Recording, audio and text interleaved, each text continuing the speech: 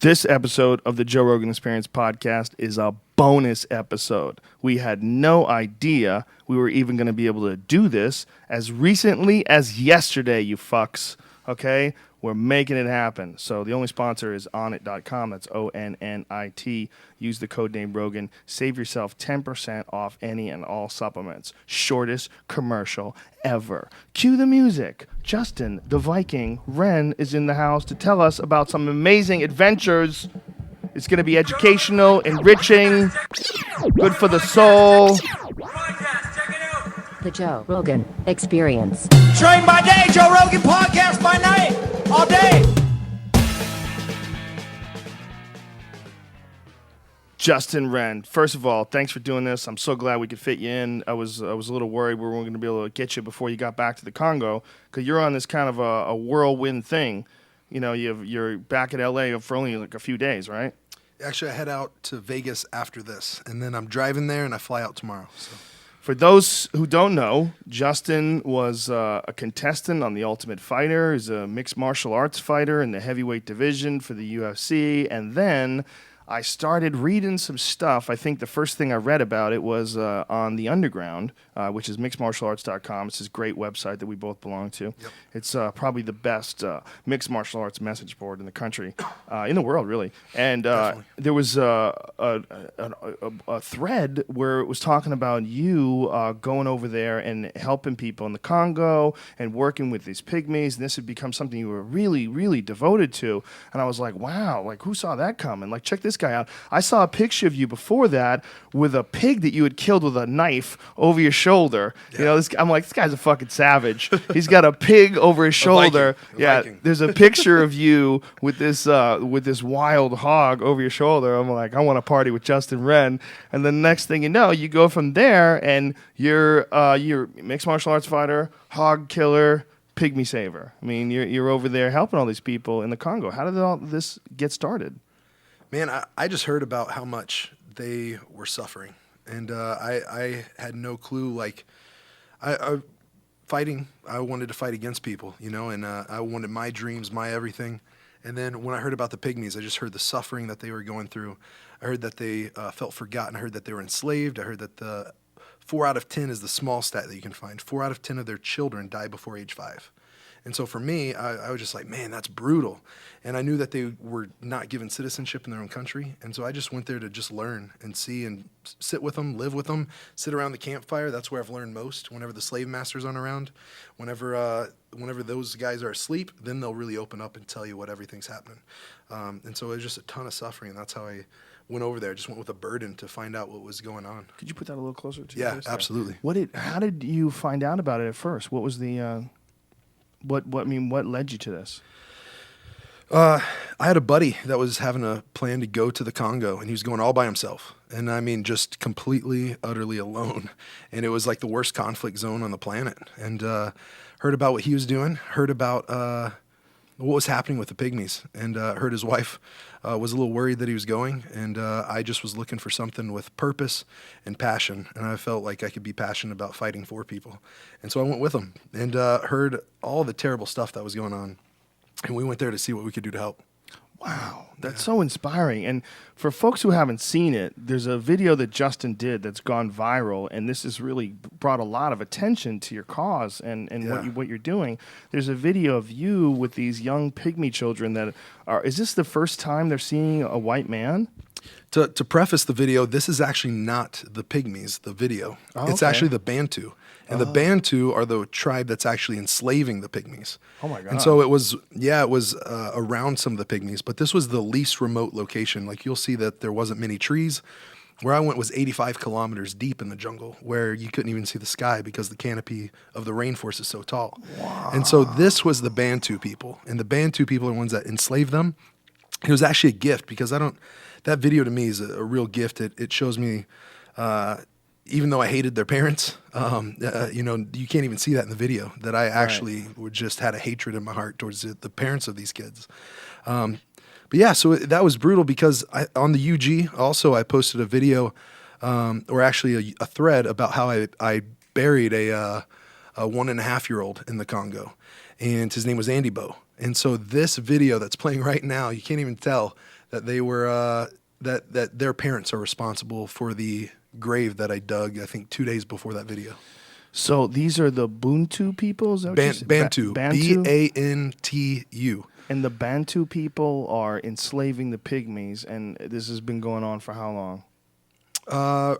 It's actually rather recent. I mean, there's been types of it for hundreds of years, but they have different kinds of slavery within the pygmies. There's ones that they're held to gunpoint. There's by the rebels in the gold and coltan and diamond mines, and then there's other ones where they're in shackles. But then the ones that we've actually, I didn't get to say that yet, but we've actually set some slaves free. Some pygmy slaves that were from the Bantu, and we negotiated with the Bantu people who go up and they buy up the land from underneath the pygmies. Pygmies don't have a way to make any monetary gain. They don't get paid anything in money. They get paid sometimes corn, sometimes bags of salt, sometimes bars of soap, like a bar of soap for 2 days of work. They might get a bar of soap to bathe with. And so, yeah, the Bantu people are the ones that are enslaving them, that we're actually negotiating with them to free them. Wow. Yeah. What a crazy environment that must be. The Congo itself, not being able to see the sky and having all this insane conflict going on underneath the canopy of these trees, also primitive, dealing with things like slavery and forcing people. What's really crazy is forcing people to work in the mines to create the very things that we need to power our most technologically advanced pieces of electronics, like these laptops. Yeah. That coltan, right? Yeah, coltan, I think 80 to 90% of it is found in the Congo. So it's only found in 2 places in the world. 80 to 90% of it's the Congo. 100% of it's rebel-owned. There's not a legit mine. And so... That's insane. Yeah, most of it's pygmy slave mined. 100% of it is rebel-owned. From the Congo, yes. The Democratic Republic of Congo, all of it is rebel-owned. So there is no karma-free cell phones or electronics? No, There's no, way. not It's smartphones, impossible. not Macs, not flat-screen TVs. So, I mean, I support it even. I have the Apple products, Yeah. iPad, iPhone, everything. What a bizarre, fascinating sort of statement on humanity that is. Yeah, it's actually pretty crazy, man, because I had some pygmies come one time and give me some coltan. I didn't know what it was, though, at the time. I didn't know. I knew that there was gold and diamond mines there and that they were slaves in those, but I had no clue what coltan was. And that was after my first trip, but they actually put some coltan in my hands, and I was holding it, and they were really excited to give it to me. You know, this is why they're slaves. And so they thought I'd be ecstatic. And so I'm having to ask my translator, like, what is this stuff they're handing me? I didn't know if it was like rough diamonds or if deep inside there was gold or what it was, but it was coltan. What does it look like? It's like this black, dark mineral. It's almost, some of it almost looks like a crystal, or I don't know if you can throw Like up a coal? picture. Almost like coal. Yeah, almost like coal. It's Yeah, pull up a long and jaggedy. It's kind of I don't know. You know those like crystals that you used to be able to buy, like that are long like that. It'd be a black one of those almost, and sometimes it has more of a coal, like charcoal kind of feature to it, and it's heavy, but it's a great conduit for electricity, and that's why we're using it in all our smartphones and everything, and that's why they're slaves. But I wasn't excited about it, and I didn't know what it was, but for them, you know, think how crazy that is. That's why they're slaves. Yeah. And I don't even know what it is. Yeah. And they're just ecstatic to give it to me. Meanwhile, it's a huge source. I mean, you need it all over the world. Yeah. And most people are completely ignorant as to what it is, and especially where it comes from. Right. Yeah, it's very bizarre. Like, I had explained that to someone when they were talking about how much better it is to have an electric car. And I'm like, do you understand that that car is filled with conflict minerals? Yeah. Like, it's not that simple. It's not as simple as, like, you're good and the guy with the gas guzzler is bad. Like, no, there's a lot of fuckery in creation of your car. Batteries, like lithium ion, that's another reason why we're in Afghanistan. There's lithium stores. There's trillions of dollars of lithium in Afghanistan. And that's what you need for lithium ion batteries. Yeah. Yeah. It's insane. I can't even, I know we have 2 hours, but I don't even know if I could get into some of the stuff. I know that Shane from Vice has been on here, and then Yes. someone was saying someone He's else on from here Vice again had been tomorrow. here. Is he really? Yeah. Man, I wish I could meet that dude. He's a cool guy. You want to meet him? If he could stay till I tomorrow, do. you can meet him. All right, we'll have to see about my plane. Bumping it See back if you or can something. move it back. Yeah. He'd be happy to meet you, Yeah, man. that'd be He's the great. coolest motherfucker on earth. Dude, I think he's awesome. Yeah, he's a great guy. He's super easy to talk to, too. Just really, like, down to earth. Cool Yeah, and he guy. goes to some of the craziest places. Oh, yeah. He's returning back and forth, you know. Yeah, I wonder what he'd think about me going for a full year. Just I know that he said it was a crazy time going there, and I just would want to pick his brain what part he went to. Is that 'Cause what he you're went to doing now? Congo You're about to go for a year? for a full year. Yeah, Wow. I'm gonna go for a full year, and I'm partnering with the oldest university in the Congo, and they have been working on this project for 7 years, and we kind of just linked up together to where our visions just are kind of the same. We want to free these people and give them a sustainable ways of life. So I'm one of my best friends now, was born and raised in the Congo, was educated, got his doctorates in Australia, but then he came back to the Congo, and he's the dean of the School of Community Development. So he teaches them different ways of agriculture, water wells, all these kinds of things. So he's actually setting them free. That's what we did in September. We saw 60 slaves be set free, put on 30 acres of land, and get a water well. Now it's doubled. Now, since I've been back here, it's been 120 slaves set free, men, women, and children, put on 60 acres of land. And then now, we're wanting to find a way. We think that me going there for a year, and if we were able to fundraise $50,000, so if we could find 1,000 people at $50, 1,000 people at $50, that's 1,000 slaves freedom. And it's a nuts amount of stuff that would do. How many people are slaves right now there? Well, the Pygmies in the Democratic Republic of Congo, there's a few different, it's hard for them to do a census, I mean, these are hunters and gatherers and nomads and then slaves and then in dangerous areas and then really remote areas. So there's a few different censuses that they've tried to do. The lowest I've seen is 300,000 Pygmies. And then another I've seen is 600,000. And Pygmy actually literally translated means elbow height.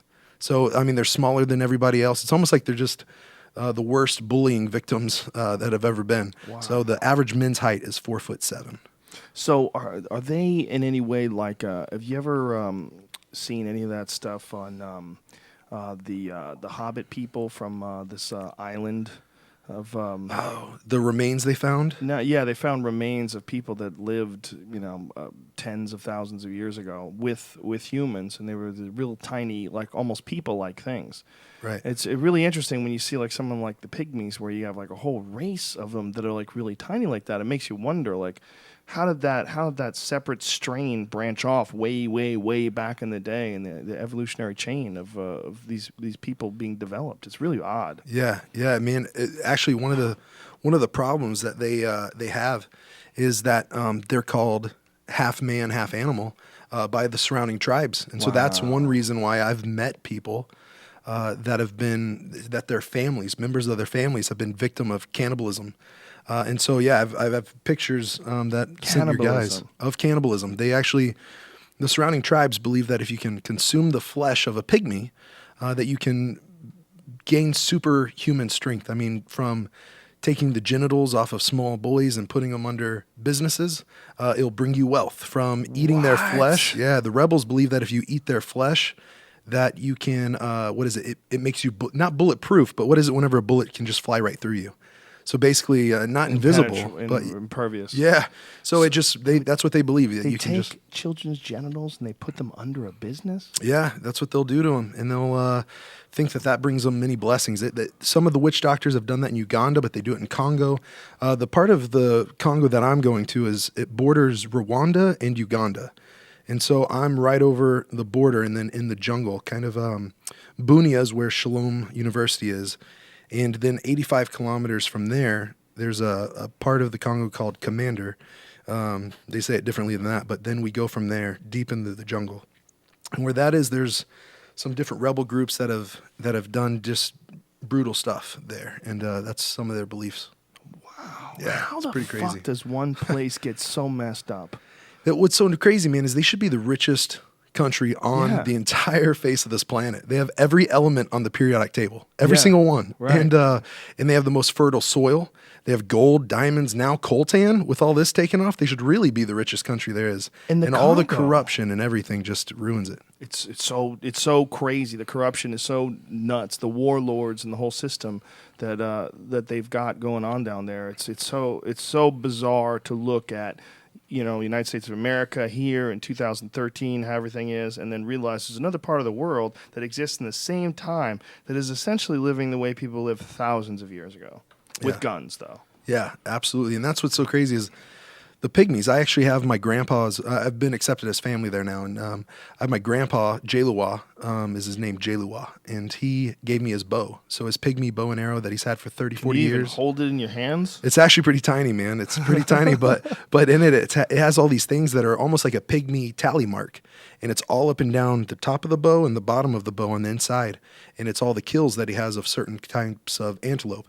And he gave me I think I have like 10 arrows, 5 with like the metal on it, and then 4 that are just straight wood that are sharpened, and they have this like circular thing around the tip of it.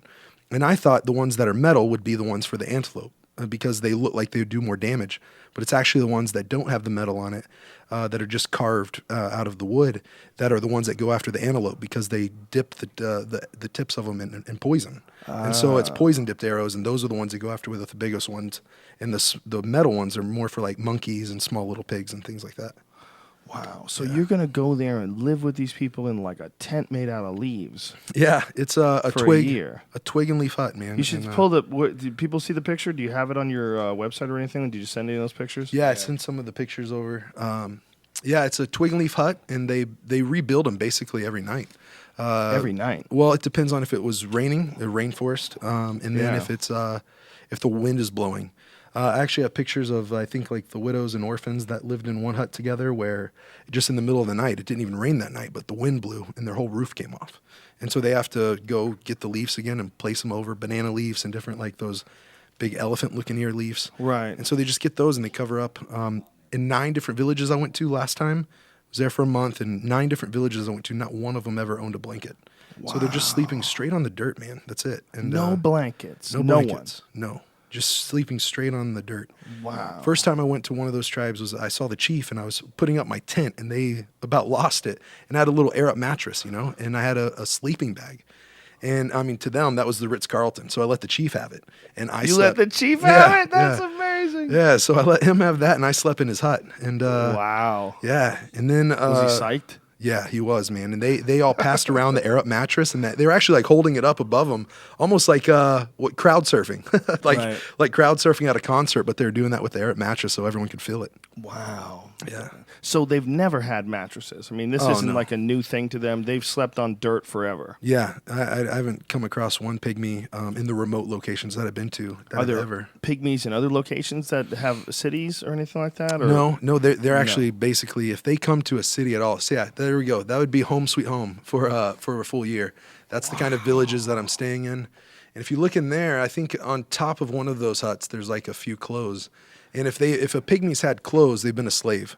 So there's basically the only pygmies that are there. Yeah, so there's some of the clothes. So obviously these ones have been slaves. And most of the ones I've ever been to have been slaves. There's only been like one village I've been to where they were so remote that they still weren't enslaved and they could be hunters and gatherers. But the deforestation with the trees falling that you could drive 2 Mack trucks through, those are scaring all the animals away to where they basically can no longer live like hunters and gatherers because the animals just flee from all the trees falling. So there is it loggers? Is that what it is? It's loggers, but it's also the guys that are like the Bantu, the slave masters. They can get the pygmies, their slaves, to go cut these trees down. And to pygmies, trees are holy.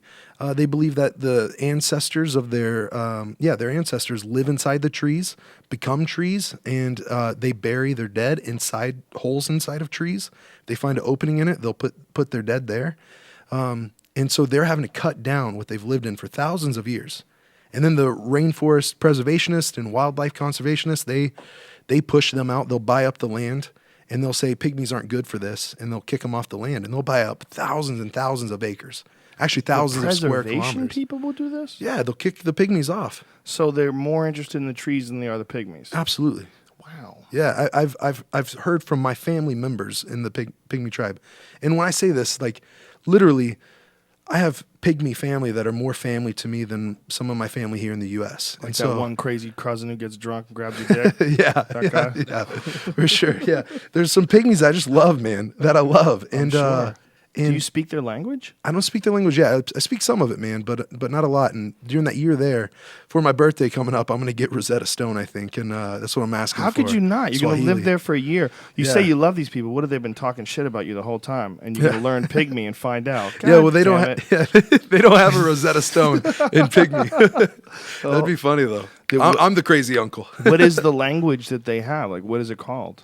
Oh, it's Yeah, like it's like that, right? It's not the clicking, but it's close. It's actually a tonal language or Yeah? a polyphonic. Actually, there's some sweet videos. I don't know if you guys want to pull any up, but on Yes, YouTube, please. they do a thing that I love called the water drum, and that actually isn't going to be on my YouTube thing, but you could look up Pygmy's water drum on YouTube, and there's some sweet songs. They'll have like 7 to 8 women inside the river, and then they each have a part to play, and and they just slap the water, and it comes out to beautiful songs. Or they also have something called polyphonic singing, where they each have a tone that they do, and they actually, some people call it the language of song. That's trying to think of that, but their language, sometimes they're joking around with each other or getting into it, and it sounds like they're kind of singing to one another. Wow. So that's the ones that are in the more remote locations, the ones that have been slaves for years and years and years. They've started to learn to speak Swahili. So yeah, there it is. And you're not in it for just the boobs, right? No, sir. They sag after a while.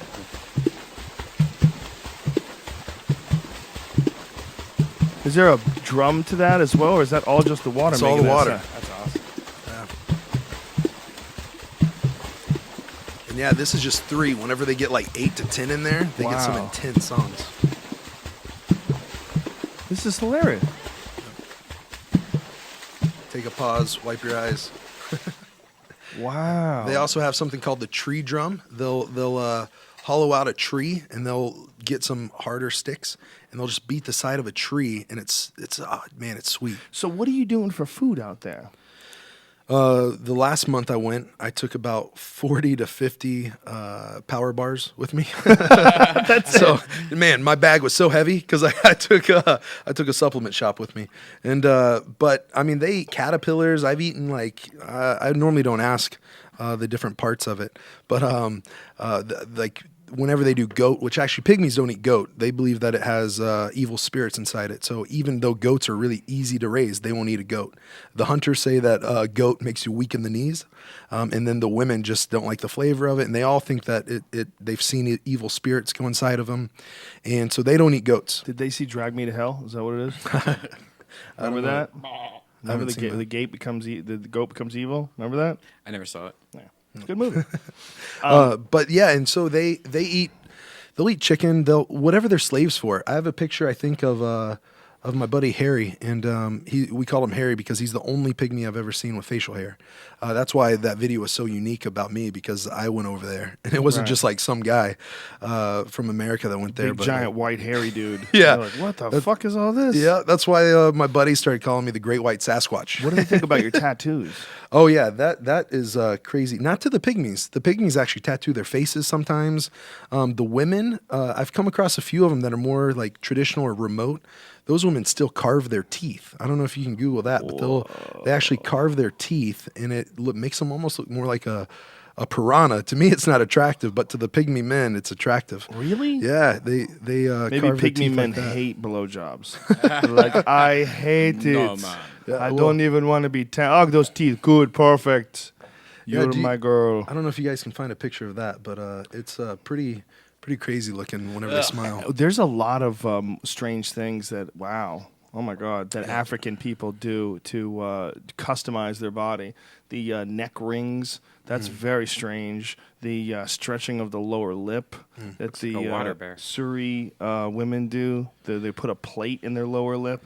Yeah. What the Maasai, they do their big gauges in their ears. Yeah. And whenever they get so big that they start flopping around. I've actually been brought into the Pygmy tribe brought me in as family. The Maasai tribe had a ceremony and made me a warrior. And they painted me red head to toe. They gave me a spear that killed 2 lions. Whoa. I've actually seen the mane of the lion that it killed. The head warrior, gave me my name, which is Mzungu Simba Maasai Maran, and that means the white lion, Maasai warrior. So I'm a part of the warrior class of the Maasai, and whenever the wind blows with them and those big gauges, they'll just twist their earlobes and then wrap them around the top of their ear. So it looks Whoa. really funny, but that's just on a windy day. So they killed lions with spears? Is it because the lions are attacking them, or they just go out to be gangster? A little, a little bit of both. Really? I think the younger guys go out there to impress the girls, but To kill a fucking lion with a spear? yeah, Isn't there a way to just show your dick? Ha ha! the what is it? The guys, those are shepherds. So the pygmies are hunter and gatherers, but the Maasai are shepherds, and so they take care of different cattle and goats. And so whenever they're doing that, they have to protect their herd, and that's against lions and jaguar or cheetahs and leopards. And so my spear, they actually showed me the skin of the leopard that it killed, the mane of the lion that it killed, and he also said it killed a man. So I guess I have a murder weapon. But Holy shit. yeah, but he was protecting their cattle. A thief came in there and actually came with a rungu, which is a club. And so it was a rungu versus a spear, and it was a warrior. So, anyways, it's pretty crazy. Wow. What is it like? What kind of a head is this thing? The spearhead? What is it like? The spearhead's about this long, and it's heavy. Is it metal? Yeah, actually, they have this. The wood part of it in the middle of a Maasai warrior spear is from like an olive tree of some sort. Okay. And then they put it through the fire and make it really, really strong. That's a hardwood anyway. Olive's a hardwood. Yeah. And they know how to treat it through the fire and make it like rock solid. And then one end is almost looks like a javelin. And so that's the end that they use for either target practice or just sticking it in the ground whenever they're walking around. And the other end they only use for whenever they come across a lion. Wow. So one end they throw it just to practice. Yep. And we took some balloons over there to see if the kids would like it. And to be honest, the warriors liked the balloons better than anything because we'd blow up those balloons and just tie them, throw them on the ground. And then the different warriors would stock the balloons almost on every time, almost the first throw every single time they nailed it. How far away? I mean, not too far because the wind's blowing and they're stocking it. And whenever they're going after a lion, they normally wait until they're close because if they miss, they don't want to miss, so they wait till it's close. And so, I mean, probably here to the door, man, only like 20 feet. Well, I guess some of them did it farther where some were getting it from all the way to the window. So some of them could actually throw them pretty good and far. Sometimes they get jacked when they go after these lions? Oh, yeah. The spear that I have, the guy, the warrior that gave it to me, his name's almost like, it's like Most is his name. It's like Most. And the other warrior, man, I'm slipping on his name. But I took a picture with both of them. And the one guy that I met, he had these teeth marks out of his knee. His kneecap. He had a big rungu, which is a club, but it was like a walking stick for him. And his knee was really swollen, and it had these chunks out of it. And then I asked him what happened to his knee, and then he pulled over. They always wear red because that way if they're ever wounded in battle or anything hits them, you don't know that they're bleeding. And so he pulled down his shuka, which is like a robe of sort for the warrior class, and he pulled it down, and down his shoulder blade and the back of his shoulder, he had claw marks. I mean, just wicked claw marks. And so the lion had attached onto his shoulder, onto his thigh, and then bit into his knee. And so he showed me those scars. Yeah, man. And the head warrior is the one that saved the other warrior. And that's the spear that I have hanging up in my house. Wow. So as the lion was biting him, homeboy jacked him with the spear. Yeah, it came after him. And this one that wasn't even on a lion hunt. This was just they were going after, or they were tending the fields, tending the flock, and a lion came after the guy. Dude, fuck cats. That's all I have to say. Fuck all cats. Yeah, I'm more of a dog guy. Yeah, I'm way more of a dog guy. I have chickens right now. I just got little baby chicks. That's awesome. My little girls, they wanted to get chickens, so we decided to get like a little chicken coop sort of situation. But the fucking cat, I have two cats. And my one cat, this motherfucker just paces in front of that door, left and right. Doesn't matter if he's trained. Doesn't matter if he's sweet and he purrs. He can't wait to murder one of those birds. He just can't get it out of his head. Like in his head, he's got to get in there and fit. He hears them. He sits out in front of the door and meows. And, it's almost like you want to kick his ass. You're like, come on, man. Why don't you fucking leave them alone? They're little chicks. But in his DNA, there is just no stopping that. That's what he wants to do. Yep. Have you ever seen a lion?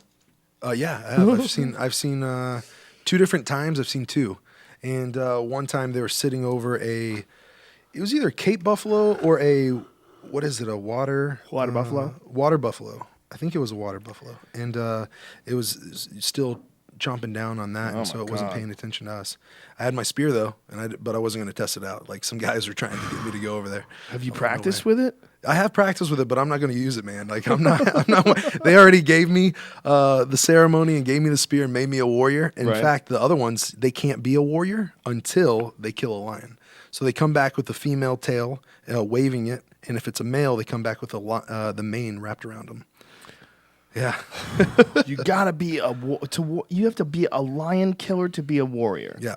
Oh my goodness. Yeah. Until then, you're kind of a lesser class male. Yeah. You should bring a boomstick. We're such pussies in this country. Yeah. So I thought I was a warrior. That's why I try to connect with them. You know, Right. hey, I fought, and they wrestle. They just do takedowns though. They don't do any like ground fighting. Did or you show anything. them some moves? I did. I you? wrestled 2 at the same time and picked them both up. And so that's how they thought I was a warrior, because they were like, "Oh wow, he's wrestling. Like we can't." Did you they had a submit line them? of them. Did you submit anybody? Did you teach them how to tap? Man, no. For me, I would just pick them up and put them over my shoulder. I did that with both of them at the same time once. You got to remember they're skinnier Right. dudes.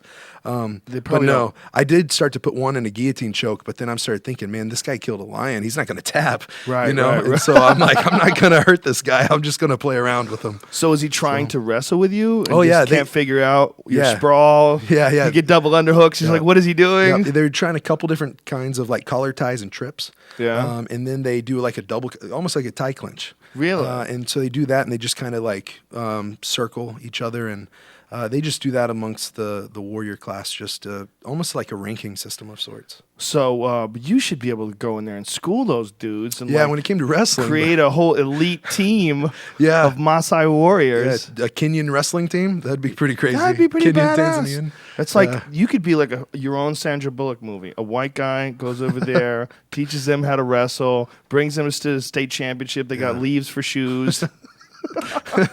Mzungu. Teach them Maasai how to fucking tap people. Yeah. They probably don't understand. There's like probably so many different techniques you could use on them. They don't see coming, right? Oh yeah, but the craziest thing is that they have all these cactuses and briar bushes all around them. So inside the village, the wrestling was okay, but it was just, it would happen anywhere and any time. I remember I had those 5-finger shoes on, and I stepped right on a briar bush, and it went straight through the sole of it and into my toe. And I mean, I'm like, come on, guys, let's at least, we're used, so you just said it, like we're used to the mats, we're used to the sissy stuff. And so those guys are just, they're probably warriors. barefoot too, right? Yeah, they're barefoot. I got shoes on. I got hiking boots on. I have everything. So when they step on a briar bush and they're barefoot, they just walk it off? I don't know. I guess I'm the only one, even while wrestling, I'm not aware enough to know there's a briar bush around. They I never must saw have them. ridiculously tough feet too, Oh, though, yeah, right? Especially with the pygmies. The Maasai too, but a lot of the Maasai now are getting sandals made out of tires. So like tires that blow out. Really? They'll make it out of the rubber from the tire. But the pygmies, they don't have access to stuff like that, especially because they don't have anything to bargain or barter with. They don't have goats, they don't have cows, and they're slaves. So they are mostly barefoot all the time, and they're running through the jungle and stuff like that. And so the soles of their feet actually almost look like the soles of shoes almost. I mean, not I mean, they don't have the gripping and stuff, but they're thick. They're really thick. Have you ever seen that show where there's 2 dudes? I think they call it Dual Survivor or something like Dual Survivor. I don't remember. The Cody Yeah. Landon or Landau, or I don't know. Whatever He's- homeboy's name is, but yeah. he walks everywhere Pigtails. barefoot. Yep. Yeah. He's got pigtails, big gorilla-looking dude. He does it in cold weather, Yeah. snow. Yeah. I mean, Barefoot. crazy stuff Everywhere. I saw the one, and because I'm trying to learn from those guys some survival stuff, which the pygmies know more than anybody. But while I'm here, learning from that show, and they did like the swamps of like Louisiana or something, Yeah. and there was all these water moccasins and all this stuff, and he's barefoot in there, and he's walking through, and Poison spiders and all First kinds time of I saw shit. him scared, like he was terrified walking through that. Yeah, one bite from one of those crazy fucking animals that live down there, and you're done. Yeah. You got a lot of that in the Congo as well. I've watched some documentaries of the Congo. I mean, there's the only place in the world where they have spiders that move in packs. Oh yeah, and then their ants, man, are pretty crazy. Yeah. My buddy I took with me, he went to take a dump behind a tree, and he put his back against the tree, and he had these ants crawl up and just start biting him. Like these ants though make you bleed. They're chompers on them, like literally. And then what's the most brutal part is they try to find the softest spot to bite or something. They with their sensors, and so whenever they came up my leg, I didn't notice them because of how fast they are. I didn't notice them until 2 were on my left nipple, and I was like pulling this thing off. And I mean, I'm having to pull the ant out, and whenever I finally got it off, I literally was bleeding. Like just From a fucking ant. ant, yeah, and they travel in these things like I'm talking about. They look like roads. So sometimes the path that you're walking on, if it's a pygmy path, they're small, really really small. Sometimes it's wider than the path of ants. Like like a road of ants like this thick, and I mean the ants are only like this long and About an inch long? Yeah, but there's millions of them that they make these roads that are like wide. That Ants are goddamn terrifying. Yeah, and they then really are. Brian Callen, a good buddy of mine, was working, I think in Borneo, I think he said it was. I forget where it was. It was in some jungle. But he said they would have to put... Is it in Congo? No, I don't believe okay. so. But they had to put turpentine over the posts of they had to suspend their yeah. tents, put turpentine over the posts so the ants didn't climb up them. He said, Yeah. but when you were lying in bed at night, you would hear the ants walking through the forest. Yeah, absolutely. Like can I've heard hear that. them. You can hear them without a doubt. Yeah, I mean that's the part. See, that's why I know I'm passionate about this, and that I really feel like this is my life's purpose. Wow. Because I don't like creepy crawlies. I don't like stuff like that, man. And I think I sent a picture of a black mamba I almost stepped on, and luckily the pygmies killed it. It was in Roger the middle of the Mayweather? night, and it was pretty crazy because all of a sudden I heard the hut next to me, which this tribe was a chief, and I heard his wife going nuts. And I would actually sleep with there it is. That's the black mamba. And That almost got you? yeah, it was like 5 or 6 feet long, probably. Did you guys eat that thing? I thought about it, and they believe trees and snakes are their ancestors. And so even though they killed the snake, if it's a python, they won't kill it. They won't kill a python. They'll drag it to where it's safe. The only python I've heard of them killing was whenever they had gone fishing, and then they had it almost on like a stringer of sorts, and then a big python came by and took their fish, and then the guy was so mad he killed that python. But the pygmies were mad at him for killing a python because they aren't poisonous. But the black mambas, they know how dangerous they are. I think it's like 20, 30 minutes, and you're gone. And those things can get up to like 8 or 10 feet long, and they're the fastest snake in the world. And they're one of the most venomous. So the fastest, most aggressive, one of the longest, and so it just seems like Congo, man, like everything. There's some of the most beautiful places in the world. I mean, the mountains covered on the equator, covered with, the most gorgeous trees, silverback gorillas. I mean, just some beautiful stuff there. But then You've there's run some into dangerous silverback stuff. gorillas in the wild? No, I haven't. I think they said we've heard them, and we've heard definitely monkeys, but I haven't seen the gorillas. Have you seen monkeys? Oh yeah, You a see 'em all lot. the Like time. yeah, it's the Maasai, not the pygmies, but the Maasai actually will target practice with their rungus, their clubs. They'll throw those at the monkeys, and so Poor monkeys. Yeah. The monkeys get no fucking slack. It's just like the pygmies. The pygmies, the monkeys, the little guys get picked on. yeah. And I actually that black mamba that was up there, I heard them going nuts, and so whenever I got up and I crawl out of my hut, which those things for me to get inside sometimes have to be on my elbows, Right. and so I start getting out of it, and I'm like, what's going on? And I had a video of it, and I actually cut it off right before I asked the question, but I didn't know what kind of snake it was. I thought black mambas were black, like just black, but it's actually their mouths. When they open their mouths, it's like pitch black inside their mouth. Even their like teeth are black. And so that's how they got their name, black mambas. And so, but they're gray on top and then white on their belly. And so I didn't think it was a black mamba at all. And so I was getting out of my hut, and then I got slapped in the belly and stopped, and I didn't know what was going on until I got my phone on because it's pitch black. Look at that And creepy so, picture. Yeah, man, that's the thing I almost stepped on. And it's like 20 or 30 minutes, and you're dead. Oh, what a creepy looking alien-like creature. And they had only hit it in the back of the tail, and so it was still slithering around. Actually, I'll pull up the video. I don't think I uploaded it to anywhere, but maybe my phone. So they won't eat these, even though it's a source of protein and they're No. probably hungry. No, not at all. Are they because- edible, though, black mambas? I don't know about black mambas. I know the pythons are. Rattlesnakes are actually pretty tasty. Yeah, I think if you cut it off far enough down from its head, then I bet it wouldn't be poisonous. But they weren't going to eat it at all. Huh. Yeah, and then I asked right before this video cuts off, I asked if it's poisonous, and so yeah, I don't know if I can email this to you guys. Or Pretty much everybody there must know somebody who's been killed by something natural in that area. Oh yeah, Whether it's a crocodile or whether it's a lion or whether it's whatever the hell else is out there. yeah. The rivers close to the pygmies are full of crocodiles and hippos. So crocodiles and hippos live in the same thing. Oh, hippos too, man. That's another problem, right? Don't Yeah. hippos kill more people even than crocodiles? Yeah, a lot more. I got a video of hippos and crocodiles all in the same water hole, and the hippos are like swimming right next to the crocodiles, and they don't give a fuck about the crocodiles. They're not even remotely concerned. I don't amazing. think hippos are concerned about anything. And I don't know if you know, but they do like a bark. I mean, it literally sounds like they're barking, like a softer bark, not so like doggish, but it sounds like a bark. And that's how hippos like communicate and stuff. Ugh. And so, like in the morning and in the afternoon, like towards like the sun setting and sun coming up, the hippos are barking, and so you hear that, and so you hear So that. you're in you hear your the little ants. leaf house, Yeah, and you hear these murderous giant pigs. yeah. They're like, yeah, aren't they they are. something like a pig or a cousin to a pig or some shit like that? Probably. Yeah. Aren't they? I think think they they're are. there, and I think there's even like pygmy hippos. So there's like really? pygmy hippos, pygmy crocodiles, pygmy monkeys, which are like the size of your finger, like Wow. like actual monkeys that are like that. Monkeys the size of your finger. Yeah, yeah. Are you anywhere near that area of the Congo? I think it's called Bili. Do you know where that is? Bini? Bili, B-I-L-I. Beni is really close. B-E-N-I. No, I don't think but that's Beely, it. I don't. It's I don't know. have you ever heard of that chimpanzee that they found there? Oh, the one that's supposed to be massive. Yeah. I've heard stories from the pygmies talking about a like human type monkey, not human type. They weren't talking about like Bigfoot, and if they were, I guess they were talking about me. but no, they talk about different kinds of animals, but they also talk about seeing spirits and stuff like that. Right.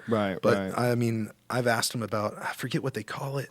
There's like an actual like Swahili name that they call that potential dinosaur of sorts. Yeah, well, our that's friend there. David Cho actually went out there looking for it a long time ago for Vice.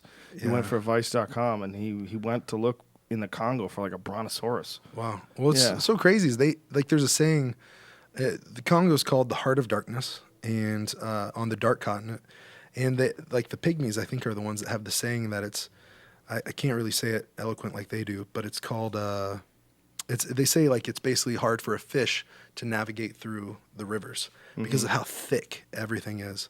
And it's just hiking and everything is just, it's actually, I guess, better to be a pygmy because it's hard To move around, to right? move around, especially whenever you have like an 80-pound pack on your back. I'm trying to figure out how I'm going to go. I haven't sent this picture in, but that's part of the ways that we get through like 85 kilometers hiking and stuff. Wow. And So- it's just so thick. Yeah, people tried. Some European noblemen tried to live there. They tried to settle into the Congo because there's such a vast amount of resources. They just figured, look, we'll Yeah. just carve out a little place and then make a house, and the forest just swallowed it all up. Yeah, They I just think- couldn't keep off. Yeah, I think in the late 1800s or early 1900s, that was whenever they went there for all the rubber, Yeah. and really slaughtered a lot of the Congolese. And then since then, they came in for the gold and diamonds, and now they're there for the coltan. And you can go through whole colonial like settlements that are from like from Belgium and other places that have settled there, and it's from like the early 1900s, and it's just almost like ghost towns. But they're like the Belgian colonization stuff, and nobody lives there. Like trees are growing up through them and everything, but they're brick buildings. And the Congolese don't live in brick buildings. A lot of them don't, unless you're more towards the city. Wow. So these pygmies that you talked to, had they seen that big giant chimpanzee? Had any of them? No, I don't know. Whenever I heard lots of different stuff, and normally they open up around the campfire at night. I would have to pretend sometimes to go to sleep for the Bantu slave masters or the kids to leave. And so Shalom University calls it Campfire University for the pygmies because they'll open up and they'll be real around the campfire. And they'll actually, because if I ask them in front of, I had a chief of the Bantu come to me and welcome me. First he was like, "What do you want with my people? What do you want with my property?" And then I told him I was just there to learn. I was with the university. We're there learning, doing research, and just here to help and benefit. And then he gave me an egg and told me he had a gift for me. And so he gave me just one single egg. It wasn't until, and I was so grateful and thankful because, he gave me a gift, and I was going to be able to eat it and everything else. And as I'm cooking it, and the pygmies are helping me cook it, and after I eat it, they finally tell me around the campfire, after I had pretended to go to sleep and then got up to come back around the campfire to talk for hours until we fall asleep around the campfire, they finally told me that the egg they gave me wasn't the Bantu chiefs, it was the pygmy chiefs. And the pygmy chief had saved that to give to me because he heard that a visitor was coming. And so the Bantu chief, took his gift, completely stole it, and acted like it was his. And really it was the pygmy chief, and he was giving me everything that he had to give me because that's food for them. Like food's their livelihood. And that was a clean source of food. And so yeah, it's pretty messed up how they treat them. Wow, that's got to be so strange for you to be around both of them, to be around the Bantu people, and yeah. Do you try to communicate that there's something wrong with this? Or? Yeah, absolutely, man. And so in 6 of the places I went to, they referred to them as, these are my slaves, these are my people, these are my property, kind of sorts. Mm-hmm. 3 of the places I went that were even deeper in the jungle, they said, "What do you want with my animals?" Because they believe them to be so low class, like that. I see them, man. The tribes that surround me, most of it's Bantu. Sometimes it's rebel, sometimes it's other tribes. But they treat them worse than they treat their cattle, than they treat their goat. Well, they don't have cattle, but they have goats, and I don't know if that falls in the cattle category, but they treat their goats better than they treat pygmies. That's insane, and they've always done this. This is just... Well, the pygmies used to never have to depend on the Bantu. So this is why, on the UG, some people have really been, they're really interested, and they've been trying to find out what kind of slavery there is. And the slaves that we've been able to set free, they weren't in shackles and they weren't held to gunpoint. Like, I don't know how to do that with the rebels yet. Maybe in the year I'm there, I can befriend them. Like, I had to befriend the slave masters so they would want to learn and stuff. And so with the Bantu people, we just had to sit there and say, like, hey, these are people. Like, I'm an educated guy from the United States. I'm not really that educated, but the Shalom University guys, those 4 guys I'm with, 2 have master's degrees and 2 have doctorates. So they're really educated, and they're the ones leading the university. So I'm like, these guys are knowledgeable. And I came from the U.S. These are actually people, like fully human beings. And the Bantu eyes will get big, like, what? And then they'll see us treating them like humans, treating them like they have value, treating them like, they're like they should be treated. Right. And so it starts to change some of the things. And the pygmies are more slave to the Bantu through circumstance. They used to not depend on them. They used to be hunters and gatherers and not have to worry about it. But whenever I can see the sun at times, and it sounds like this earth-quaking thunder going on all throughout the day, thunder going on, but I see the sun. It's not raining on me. I'm like, why is there thunder? And then we finally get close enough to where we see some of the deforestation going on. And these are trees that you could drive 2 Mack trucks through, and they're cutting these trees down. And whenever those things fall, it sounds like thunder. Wow. And so the animals just flee. And I think last I heard, and I don't know that it's scientific, maybe someone can find it, but I think they said that the deforestation in the Congo, the 2nd largest rainforest in the world, is up to the size of Texas or over Texas in the last 15, 20 years. Oh my God. Last 15, 20 years, man, they've deforested the size of Texas. And I've seen it. I've gone to places where it's just big, lush, awesome forest. And then you go to this place and it's just wrecked. And it goes from looking like the rainforest to now it's looking like this might turn into deserty kind of stuff because it's barren. And no one does any or makes any attempt to replenish the forest. No, not at all. And see, that is why the rainforest conservationists, the wildlife preservationists are getting involved in ways that they're trying to buy up that land and protect it. And I agree with that. That's why I feel like what Shalom's wanting to do and what I'm wanting to partner with them. It's a all-encompassing thing where it's like human slave liberation, it's rainforest preservation and wildlife conservation. It's attractive to all those people. There must be a tremendous amount of money that they're making from those trees, though, no? Oh, massive amounts. I mean, some of those are very rare woods. Other things that they're using it for is charcoal.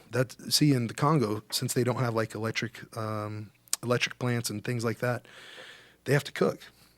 For them to cook, if they burn up wood, it's not as long-lasting or as hot as charcoal.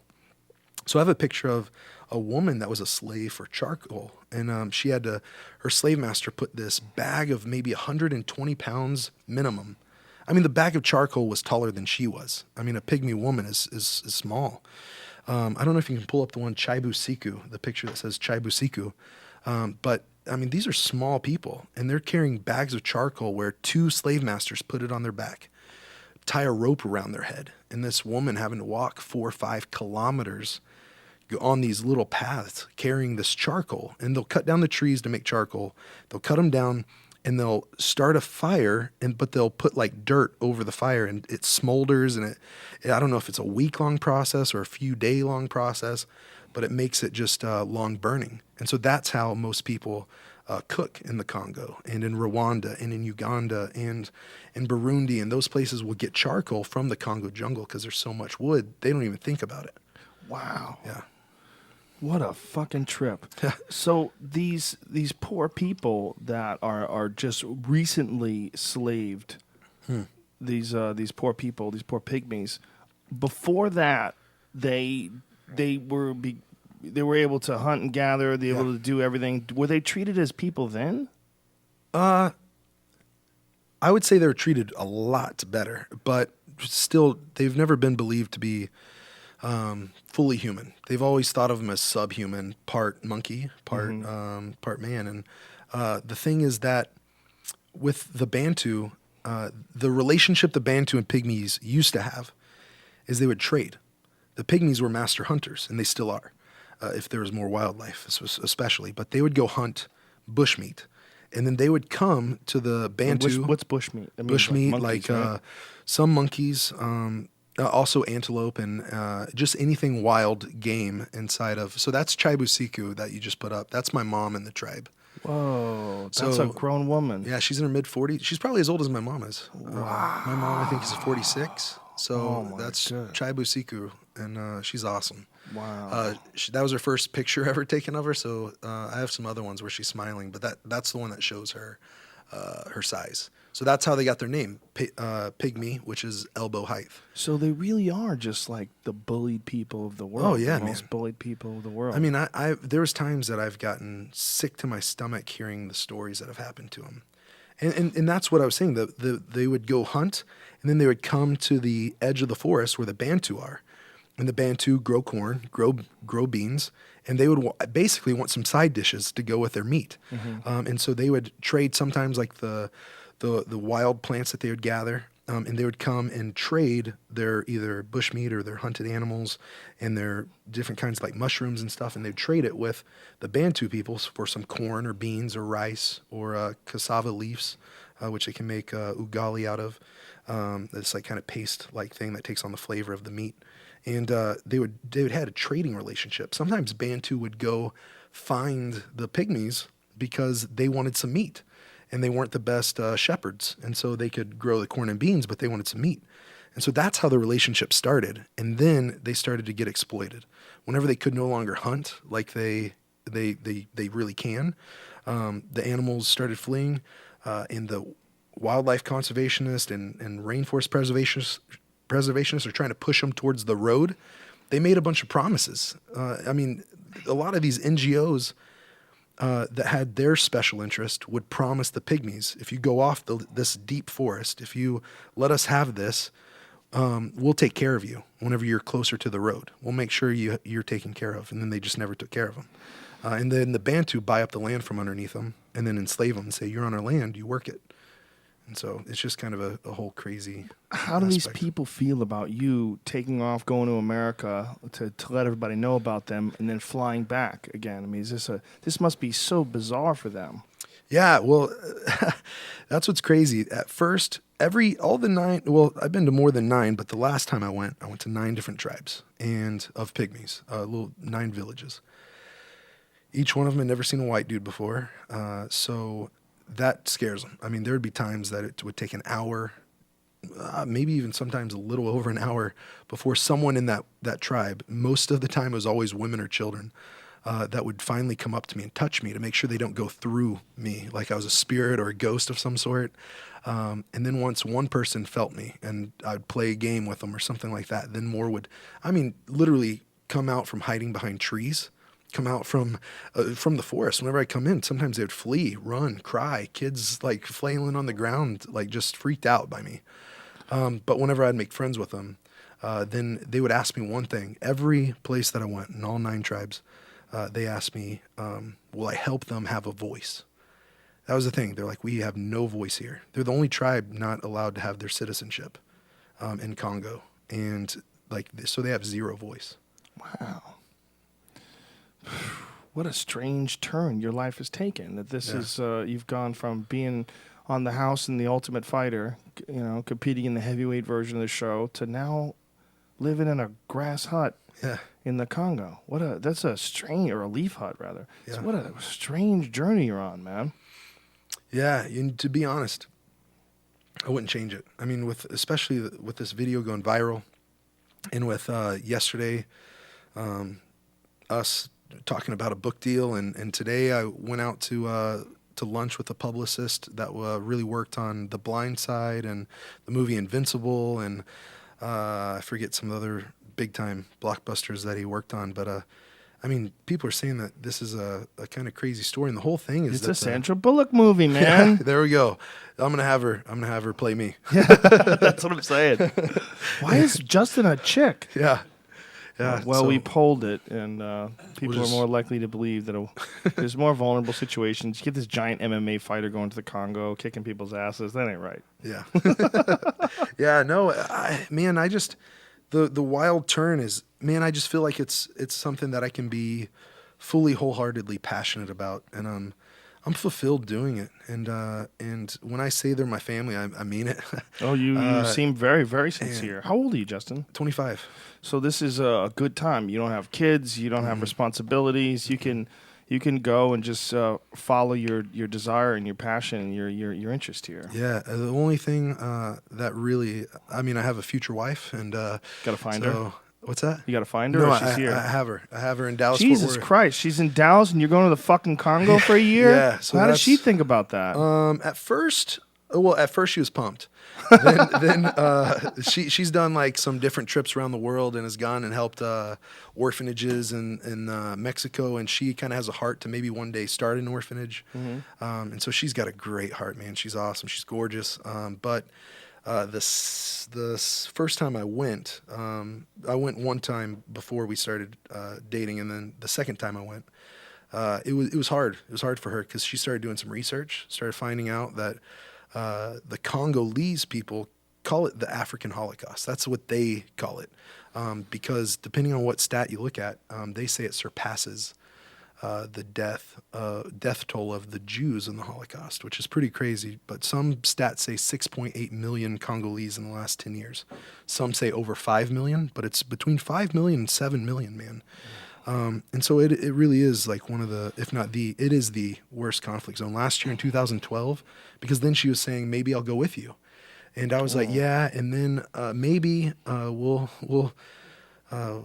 talk about that. And but the stat for 2012 was that over 400,000 women were raped in the Congo. Oh, it's Jesus. 58 women every 60 minutes. Yeah. So you can't bring your woman to the Congo. No, not Fuck. especially not. The Congo is the most dangerous Walmart parking lot in the world. And so it's been a crazy journey. It's made us both grow a lot in our relationship too. Me being gone for that month there, and her, sitting there and thinking about am I okay, because I had no contact. So all this different stuff. We've really been on a journey, and we were talking about even getting married before I went, and then now we're talking about waiting until I get back from the year. But it's just something I know I got to do. Are you going to come back at all during that year? So far, no. Spring break. Yeah, spring break. Yeah. Sturgis. Actually, my girlfriend's sister is getting married, and I might want to come back for that. But Wow. But so far, no. And it depends on my visa. Luckily, with Shalom University, I might be able to get like a student visa.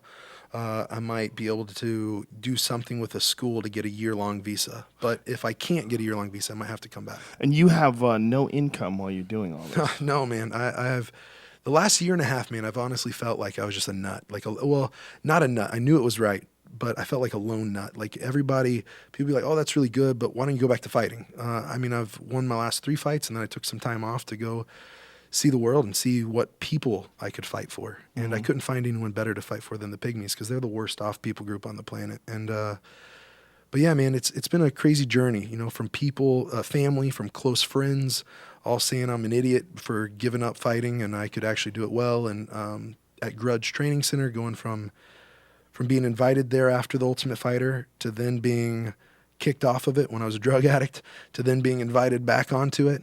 And then me saying, I'm gonna leave and go here, and then them being like, "What are you doing?" My coach Trevor Whitman, he's awesome. I love that dude.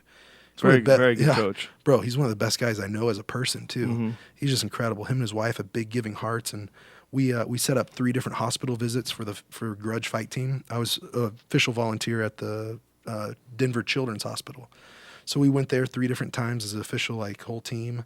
And so that was great. That was how I started showing them, hey, I've really made a life change here. I'm no longer the drug addict that was coming in here. And we're actually a depressed drug addict, tried to take my own life, all this different stuff. And what were you addicted to? What was I addicted to? A bunch of pills, bunch of pain pills. I had 3 different doctors that would give me scripts, and I had one doctor that would give me 100 at a time, and I could go to all 3 of them, 100 at a time, no joke. Which pills? Hydrocodone a lot, but then also I even got into harder stuff like Oxy. Hydrocodone, is that Vicodin? Yeah, and then Oxy, and Oxy's the hardest, right? Yeah, bro. I don't remember 2 to 2.5 months of my life. There's no memories except for there's one hazy memory, and it was from my best friend at the time, and we're building that relationship back. But my best friend at the time, the guy that got me into fighting, my first fight was because he was in the hospital, and he couldn't make it to the fight. He had a staph infection where they almost thought he was going to lose his leg. It was that bad. And a lot of guys get that, huh? Oh man, yeah. And he got put to the side. They literally thought we might have to take his leg. It was deep into his they thought it might have been in his femur bone. And, oh my god. Yeah.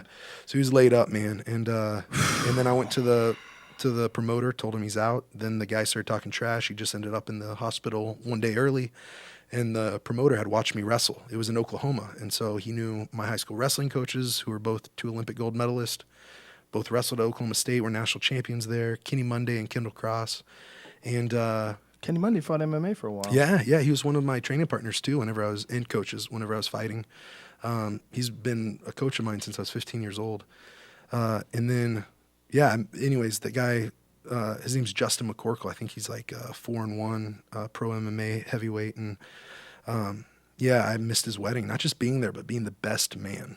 And I remember I had an 8-minute voicemail. I made it 10 seconds through because it said something like, "You missed my wedding." And then I'm like, oh, freak, And then it paused, and he goes, "You missed being my best man."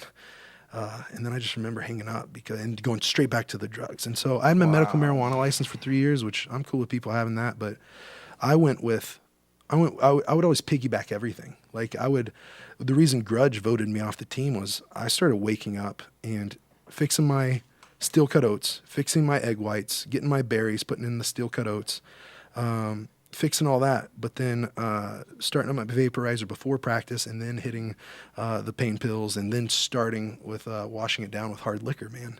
And so then I'd go train, and they knew it. They knew I sweated out of my pore was coming liquor. They knew that. How would you train like that, bro? I don't know. I was going through a literal. When I say depression, I mean the darkest, deepest, most desperate time of my life. And what was that being caused by? Selfishness. I don't know, man. A lot of different things that didn't make sense to me. I grew up at 13 years old. I was heavily bullied. That's when I found the UFC.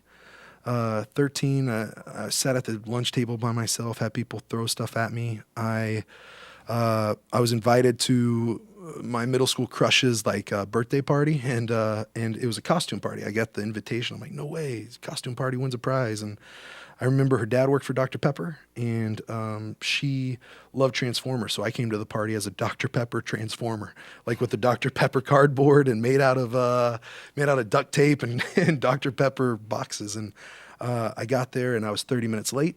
Everyone was pointing, laughing, calling me an idiot. And that was whenever I was probably, I guess, maybe in the first fight of my life, was suicidal thoughts, because they're like, you're so worthless, you should just kill yourself. Kids 13. are so Oh, fucking bro. mean. Yeah, I mean, I left there. Kids so mean, man. Oh, there no cell phone, so I Yeah. walked and I got to Dairy Queen.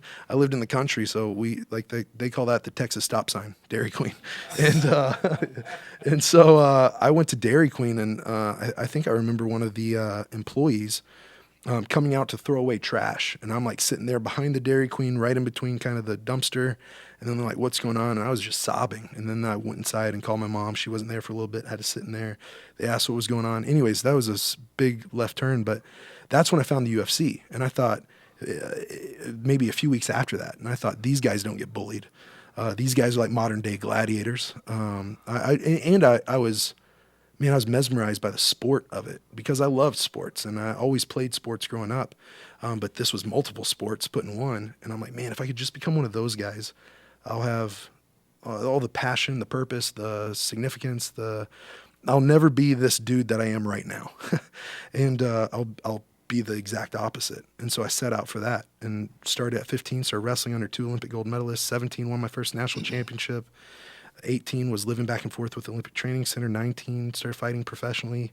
21, I was on the Ultimate Fighter. 22, fighting. 23, it was main event at the Hard Rock in another promotion. And I think every time I got my hand raised, and it got worse as this drug problem got on, but I stopped looking forward to even the victories of fighting and started looking forward to the parties after the fight.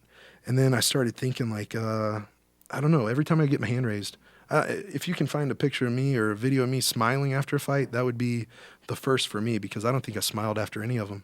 Wow. I was always looking towards the next one. You know, most guys jumping up, smiling, screaming. When was your issue with drugs? Was it after the Ultimate Fighter? Before? It was before and after. It got really bad after, and I mean, it got brutal after. Actually, the week of my I don't know if I told Loretta Hunt this a couple of days. I did an interview for Sports Illustrated, and the week of my John Madsen fight, I was taking handfuls of pills, and I was and some guys can function and fight and everything. Me though, I would piggyback everything. If I got high, I needed the pills, or I needed a drink, or I never did one thing. That was a huge problem of mine. I always piggybacked it. I had to have something else, and so I was doing that the week of my John Madsen fight for the finale. Well, you were there, and I was high that week. Wow. And the pain pills, like lots of pain pills, like the day before. I didn't the day of. How did you not test positive? They didn't test me on that one. They tested me when I fought at the Hard Rock, but at that one they didn't test. They only tested the main events. Wow. I think that was the time that They were the commission, or even I think the commission hit a time where they didn't test everybody on the card. Mm-hmm. They were only going to do like the main event fights or something like that. And then I was kind of in that window. Wow. Yeah. That's crazy, man. What would happen if they did test you? Oh, I would have failed big time. Would Just you like a lot of the other guys do, but I mean, not a lot of the other guys. But some you of the knew other you guys. weren't going to be tested? Is that why you kept taking the pills? Honestly, would've taken them anyway? Yeah, I would have taken them anyway. I didn't care. I never did any sort of steroids. Never. I already felt empty enough, I guess, with some of the victories. And I think whenever it got real bad was after that Roy Nelson fight on The Ultimate Fighter, and Dana and Rampage and Rashad and Coach T and basically everybody except Roy was telling me that that I won, or that it should have gone to a third round at least, because I think one judge thought I won, two thought he won, and it was a split, and we only went 2 rounds. And for me, this was my dream. And so whenever that was taken from me, and I felt like it was taken in a wrong way, then what really got bad was after the Madsen fight. I lost a split decision again, so 2 back-to-back. I lost it, and I went straight. I mean, I don't even remember that week in Vegas. What started you off on pills in the first place? Was it an injury? Yeah, this right here. So do you know how many times I've heard that, man? Yeah. Guy gets injured, his doctor puts him on pills, Carl Parisian, same story. Yep. Went off the deep end. How goddamn addictive are these pills? And they're just Man, I know. handing them out to people. I remember, I bet my mom would confirm it, but whenever this happened, I was 18 and I was living at the Olympic Training Center and I wrestled against a world champion. I didn't give up a point. It was kind of like I could have given up a point. It would have been similar to, I could have tapped or let it snap. But I just didn't want to give up a point, so I let my arm snap. And anyways, I probably took at least a month worth of the oxycodones in a week. After that, I went back. Probably took 3 weeks worth. What in the happened next to your week. arm? What position was it in? It was just wrestling, right? Greco-Roman wrestling. right. So, have you ever seen a gut wrench? Like Sure. in Greco, how they go to turn somebody? So I was fighting it. Posted Explain up. it to people who don't know anything Yeah, about if you wrestling. don't know it, I was on my belly. A guy maybe took me down, and once he's on your back, he goes to do a gut wrench. He wraps around your ribs and he starts to crank down with his shoulder on the back of your shoulder blade. So you're trying to fight it, so your back doesn't break 90. If it breaks 90 degrees and your back angles towards the mat, the guy gets 2 points or maybe even 1 point sometimes. But I didn't want to have my back break 90 to where he get any points. So I just let it keep fighting. And I tried to do this hop thing. And whenever I went to do the hop, that's whenever all his weight came down on it. Super experienced guy. He was like 33, 34. And I was 18 at the Olympic Training Center, where he was a world champion, Olympic bronze or silver medalist. And it just snapped. And whenever it snapped, it went completely behind my back. One of my buddies at the Olympic Training Center puked because of it. And so I was laying on it completely behind my back. Like if I was on the mat right now, it was completely behind my back, except it was this way. So this whole part of my arm, it was wicked. This whole part of my arm was under my back. So it broke it, it dislocated it, and it tore the ulnar collateral ligament. So they did a nerve transposition, so I have no more funny bone. They moved it to where it's right here. So if I talk on the phone too long, these three nerves go numb. Or I'm sorry, these three fingers go numb. And then they were going to do, is it a cadaver or cadaver? Cadaver. So they were going to use a cadaver. But then nerves? That's zombie shit. No, for the torn ligament, the UCL, the ulnar collateral ligament. But then instead they used there's like 3 tendons in your hamstring that are kind of like this, and they took the center one out. And they said a tendon is stronger than a ligament. And like, we want to put something strong in there if you're wanting to be an Olympic caliber athlete. And they said that that was actually maybe a harder chance for it to take. But it was the best chance to take instead of a cadaver, which might be weaker or a smaller person than me. Your body could reject it. Right. Like Dominic Cruz would have a Yeah. cadaver graft. 9 months in, brutal. blows it out, has to do it all over again. Yeah. And so they wanted to use that tendon because it was stronger. And he said, and it's going to be from your leg. And he goes, and you want to fight someday? And I go, yeah. And he said, well, this will be like you're kicking someone in the face then. And I'm like, okay, that sounds pretty sweet. But yeah, so that's whenever the drug problem probably started. I remember I was piggybacking even then, kind of started going into depression because I thought, man, did I just lose my Olympic dreams and my MMA dreams? And I was doing all the oxycodones. And how old were you at this time when you hurt yourself? 18? 18, yeah. So you're 18 years old, no drug problem before. No. Get on the pills and boom. I'd smoked you're some off to weed the before races. and I drank, but I was Nothing never, serious. nothing where I had to have anything. I have people in my family that have had the same issue. A guy got injured and all of a sudden taking pills for his back, and he's a fucking loser now. I mean, he's just gone. He was a normal guy, and now he's a loser. And I've met so many people that know somebody that has that same story or that have that same story, and then, like you, pulled themselves out of it. It's so terrifying. Yeah. So terrifying how they're just handing out some of the most addictive medication that the world has ever known. And Yeah. that really is what it is. Oh, it's brutal, man. Heroin. It's heroin. Yeah, and I would drive on it. I would, man, I know that's you. Hey, you should have that reaction. I have that reaction to me now, looking back at my life, and just, I mean, I don't know. Thank God that I didn't kill somebody or a family, but I remember the time that I really wanted to end it. I just took a handful of the hydrocodones. I was taking Adderall too, and then I was drinking straight. Oh, actually, I didn't drink it straight, but I had it in a Sonic cup, but it was Everclear mixed with like a strawberry slush. Yeah, brutal. God damn, Justin Wren knows how to party. I told you, motherfucker's got a dead pig on his shoulder. That's the guy to hang out with. And then I had my tinctures. You know what tinctures are? Sure. Yeah, and so I had those, and so I just took it all. I'm driving. My God, and that's I blacked a crazy out. combination. Oh yeah, What a confusion in your mind. You had a civil war going on in your brain. I did, and I blacked out driving, and And dude, I've been so low that I've woke up in a drug house up in kind of outside on the outskirts of Summit County. Did you live in Boulder? Yeah. Yeah, so you know where Summit County is, then with like Breckenridge and sure. Keystone. So woke up beautiful and out there. oh man, I loved it. God's country. Yeah, I wish.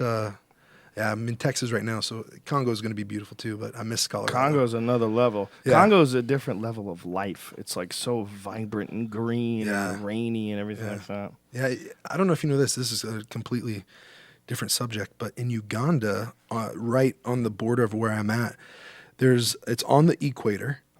It is the jungle, but there's mountains that are so high that they're, I think, the only glaciers that you can find on the equator. So there's like actual glaciers in Uganda in Africa. On the equator? On the equator, right outside the jungle. What the fuck? Yeah, so there's glaciers. That's insane. Yeah. So anyways, that's completely random. What made you straighten up? What made you sober up? I knew I was going to die. That was one thing. How'd you do it? How'd you clean up? For me, personally, I had this guy that was just brutal, man. He brutal in a way, like he was relentless. He was just coming after me, man, saying that I had a purpose to live for. Saying that, he told me this, and I'll always remember this. It's my buddy named Jeff Duncan. He'll probably be watching this. He's an awesome dude, man. Has a great family, great wife, great kids. And he told me, Justin, you're in the battle for your life. Like this life is a battleground, not a playground. If you treat it like a playground, you will lose the battle. And then he started talking to me like, what's your game plan for victory here? I'm like, man, I got a perfect game plan, right? Like, I mean, thank God that guy didn't find Brian. You'd be like, well, no, I'm not, no battle. I'm here to play. That's right. What the fuck? What am I going to lose at? Eating too much pussy? And so he told you that you have to find your purpose. Yeah, he said I had to find a purpose and that I had a purpose. And what does this gentleman do? He's a roofer. So he's a childhood friend. And actually, he's even older. Like I had some family friends and a guy that was like a second dad to me, and his kids are some of my best friends. And Jeff was kind of in that core group. But he had heard through the grapevine that my mom had come and checked on me during that like 2.5 period. And I think my dad might have came, but she had broken into my house that was in Colorado. Not broken in, but she just was able to get through the back door. Saw the drugs, saw the pills, saw how I was living, and it looked like hoarders or just filthy. Mm-hmm. And so she knew that he might be the one guy that could get to me and get through to me. And so he called me every single day for 2 months. I mean, called me, left me a voicemail, texted me, and emailed me. Wow. And was pissing me off, man. I was getting livid with him. Wow. And then whenever I got kicked off a grudge, I got out to my phone and got out to my car. I was like in angry tears. I didn't know what to do. Because like I was living my dream, but it was a nightmare. And my dream was reality, but it was literally a nightmare. Right, you were living your dream as a competitive MMA fighter, but you're also a drug addict. I had transformed successfully. I guess we can go back to that. I transformed successfully from that 13-year-old loser that was invited to the parties, and now I was that maybe quote-unquote modern-day gladiator, ultimate fighter, mixed martial artist. And somehow I wasn't fulfilled. Somehow I was a depressed drug addict. And whenever I got to my car, I had a text message, voicemail, all this different stuff. Didn't want to hear from him, but the text message said, this was when your iPhone, it didn't just say text message on it. It would say like the actual message. Mm-hmm. And on the actual message on the screen, it said, check your email. Checked my email. The very first thing said, game plan for victory. And then whenever I opened it up, it said the best thing you'll ever do in your life. And it was a trip that was paid for. And I thought it was maybe like a detox kind of thing or a rehab or something like that. So I was interested, and I just got kicked off a grudge. I think Trevor was the only guy, maybe Brendan. No, I think there was like 30 guys or something. They got there early to vote on the day of sparring, to vote if I stay a part of the team, because some of the guys had it with me.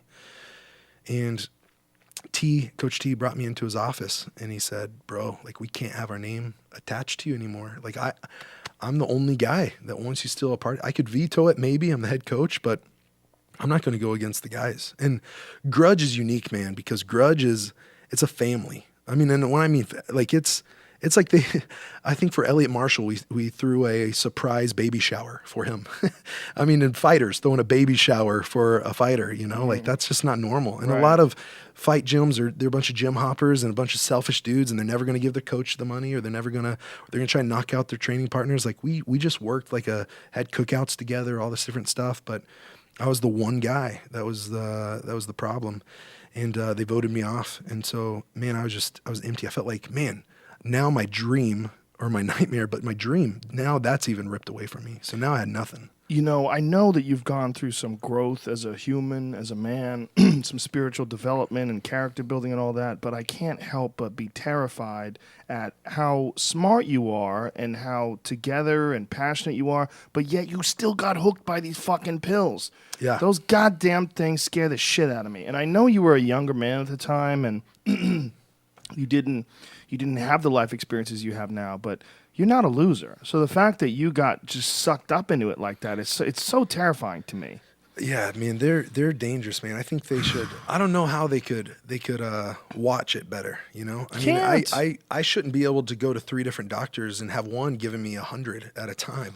Yeah. I mean, you know what I mean? 100. This is in Colorado. Yeah. Where at least they have databases. Yeah. I mean, I literally just go to 3 different pharmacies, 3 different doctors, 3 different doctors, 3 different That was pharmacies. the whole topic of a Vanguard show called the OxyContin Express. Oh, you ever seen I was that? on it. I was aboard it, man.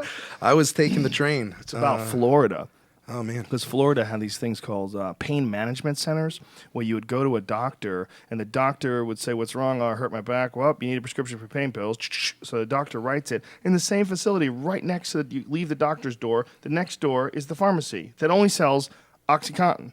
You go in there and you buy pain pills, and they have these fucking pain management centers, and they're all over the place. So you essentially have these OxyContin addicts waiting in line at all these parking lots to get into these places, and the places they were filled with poor people that were just hooked on these goddamn pills. And I think for me, I appreciate you saying you're not a loser, smart guy, or whatever. I think, but it's true. I mean, I'm listening to your talk. You're obviously a smart guy. Well, I appreciate that. I think that worked in my advantage for my problem, if that makes sense. Like it fed it. I was able to justify it. Yeah, justify keep it, going. and also, but to the doctors even, articulate it. I wasn't the same kind of guy they would classify as, we got to watch this guy. Right. He's a professional fighter. He does have a bum elbow. He's got a back problem. We can trust this guy. What was your back problem? I actually, in my last fight, I herniated one disc and I bulged another, and so I have an X-ray that they have. I messed up a bunch from mainly it was the thoracic, and then 1 or 2 of the lumbar. But I have a X-ray from those pain management places. I think I had 6 different discs where they put these injections into my spine of cortisone, kind of like cortisone. I'm trying to think of anti-inflammatory, some sort of steroidal anti-inflammatory. Absolutely. That was brutal because I was supposed to be in a twilight kind of sleep, and I woke up during it because he hit something, and I just remember and then they put some more in me, and I was out. But we had Boss Rutan in here yesterday, and that's awesome. His right arm, it's like shriveled away because of neck injuries, because of disc injuries. Yeah, I used to get stingers all the time from wrestling. So amazing how many guys. I have a bulging disc now in my neck, and it's amazing talking to people, like asking how many guys also have the same injury or similar injuries, or in their lower back or in their middle back, or it's fucking everybody. Yeah, it's crazy.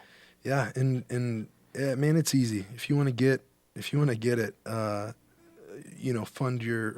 Find your addiction, and you want to find a way to feed that, you can. And, if you want to find something to take a pill for, they'll get you. Absolutely. Even one of my doctors was in Iowa, so 2 were in Colorado. 1 was in Iowa, and I'd go there. My God.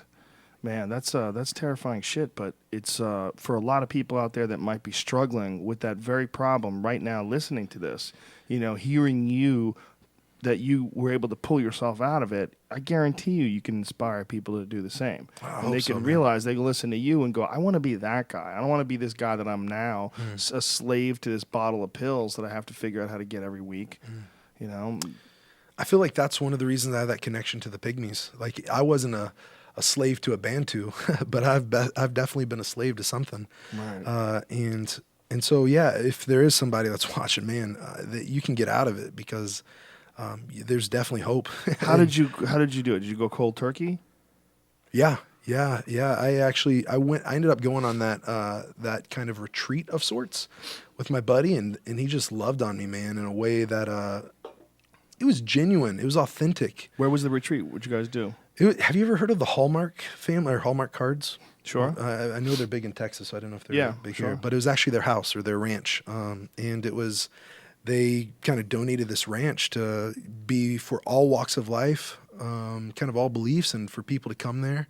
And it was a vision of this one guy that wants to just have a place where people's lives can be changed and stuff. And man, there's like 20, 30 guys that said that they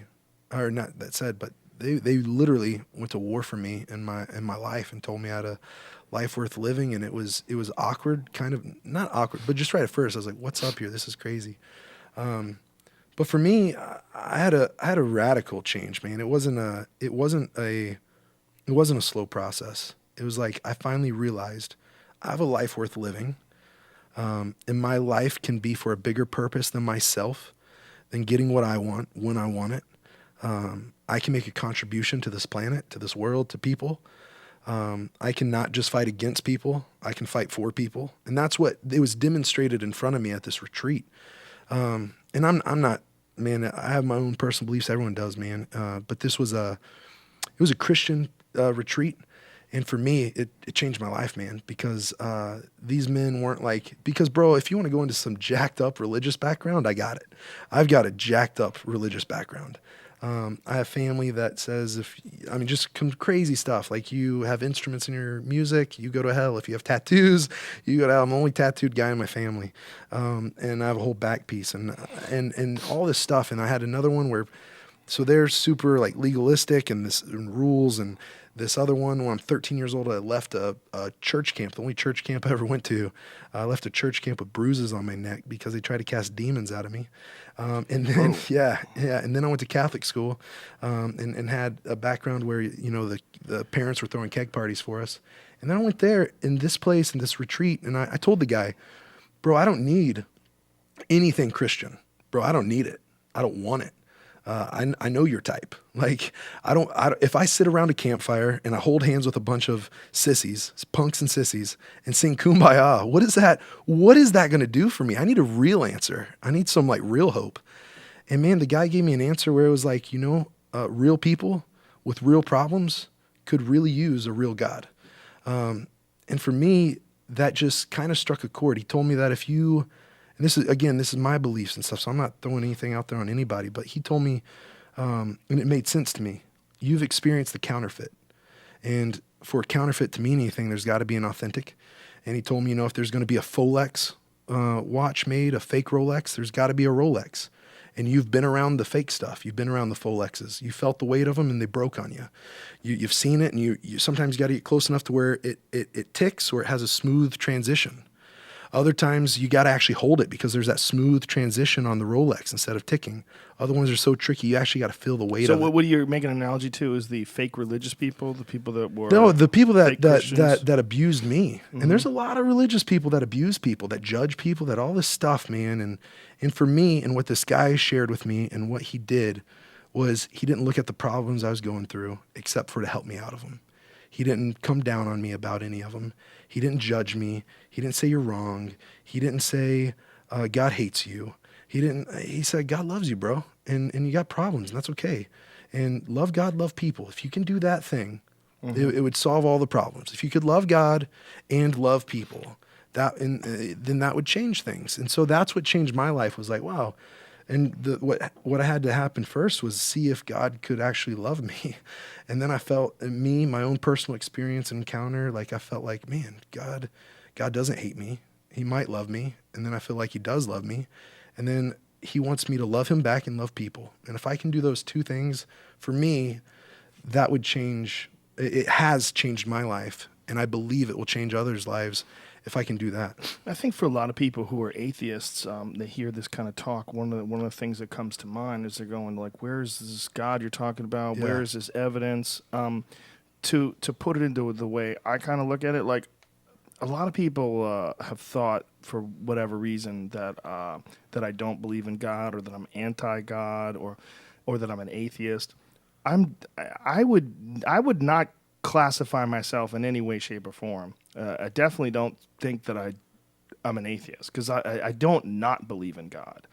But what I think is that when someone can tune into the genuine intentions of the best aspects of any religion, whether it's Christianity, whether it's Hinduism, what it really boils down to is love and generosity and fellowship and moving towards good and bringing people together with happiness rather than moving towards bad. And what you've done in your life, you can call it God, you can call it anything, but what you've done in your life is recognize the worst possible aspects, the chemical addiction, the depression, the sadness, the failure, all the self-sabotage, and then realize there's another way to do this. I've hit the worst possible frequency, and I've also kind of barely been able to tune into this great frequency. Well, what is this?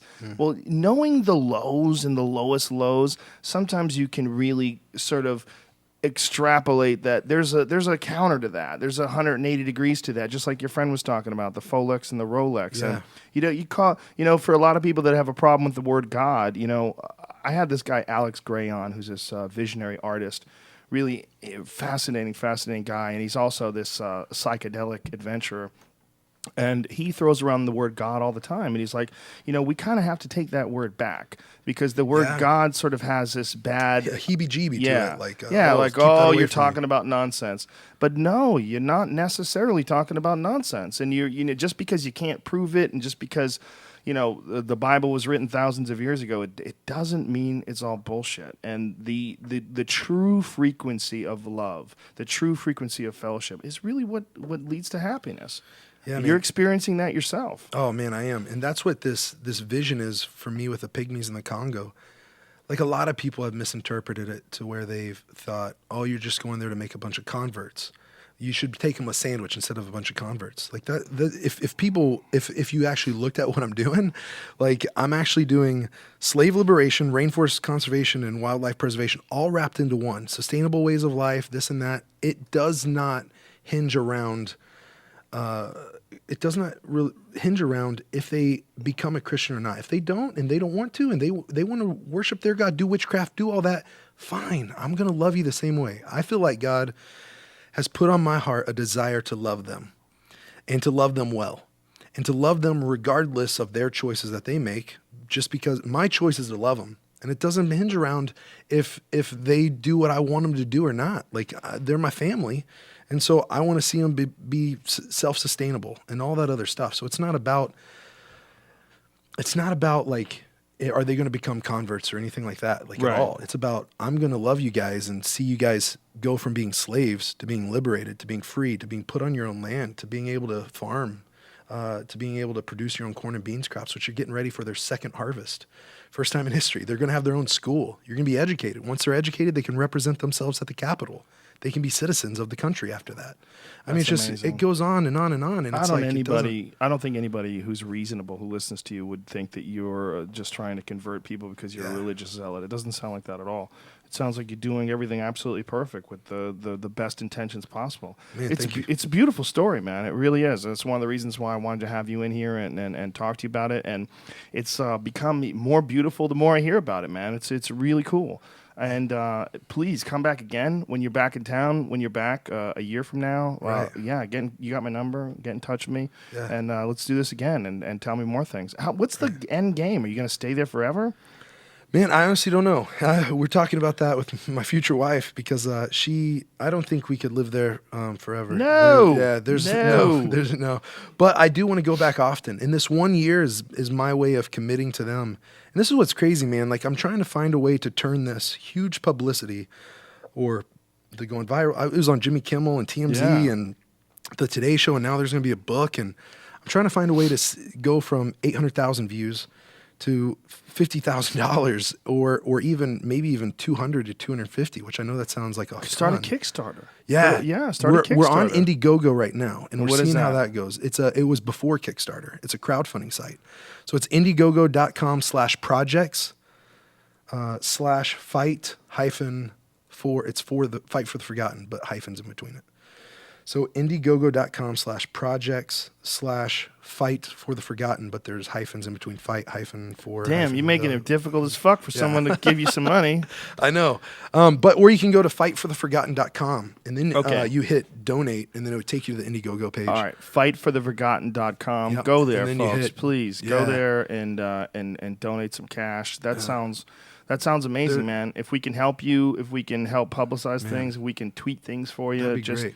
let me know. Are you going to have any access to the internet while you're out there? Yeah, actually, my buddy that I brought in with me, the filmmaker, he's got a buddy that is developing this military technology that's been picked up by him, but they can fly like drones and stuff like that from a briefcase, and you take this briefcase and you take it to remote places of the world, and you set up these 4 squares or something like that, and inside of that you have perfect Wi-Fi, high-speed stuff. So they're trying to see if they could get that to me, because I've had 0 contact while I've been there. So I'd love to be able to Skype with people, talk to people Yeah. from the jungle of the Congo. That All I would- would need was some power. That would definitely help. And Yeah. when you do that, please let us know, and we'll Yeah. tweet it, and we'll get it out there to as many people as we can. Man, that's great. The whole main goal is getting potentially. That's actually what I would love to do is if we could get Shalom University, and it shares it at the Indiegogo page. If we could get them a research center on the land, and I'm talking about 1,200 acres of land. If we could get them a research center, then that would mean they have year-round students on the pygmy land, and they'd be able to develop them in different self-sustainable ways of life, crops, water wells, all this stuff.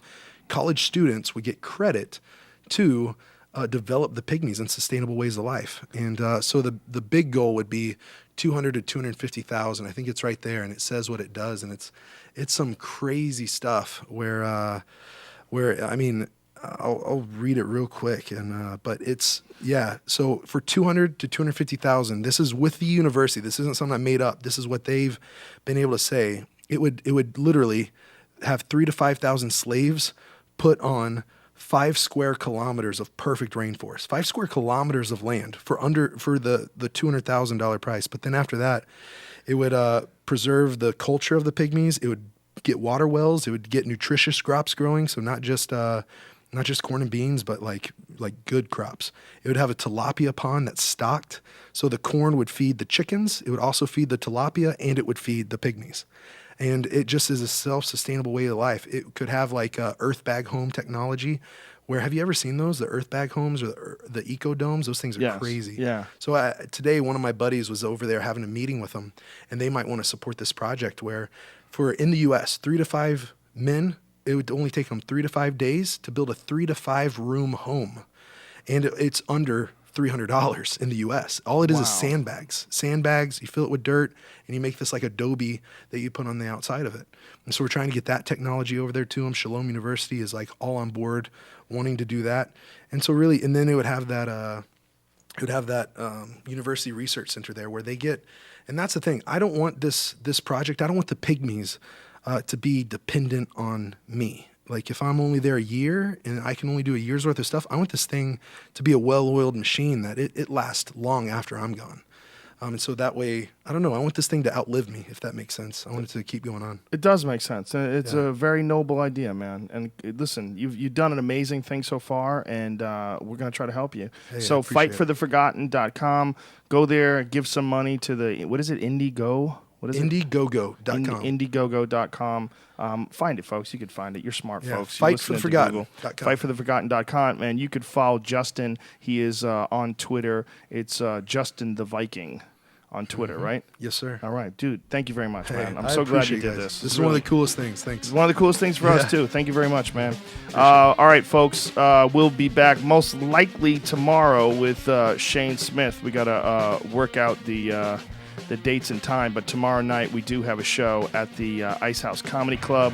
and that is at 10 p.m. with Ian Edwards and Ari Shafir. Thanks to hover.com. Go to hover.com/Rogan, and you will get 10% off your domain name registrations. They're a very cool company, and they help support this podcast. Thanks also to audible.com. If you go to audible.com/Joe, you will get free 30 days service from audible.com and a free audiobook.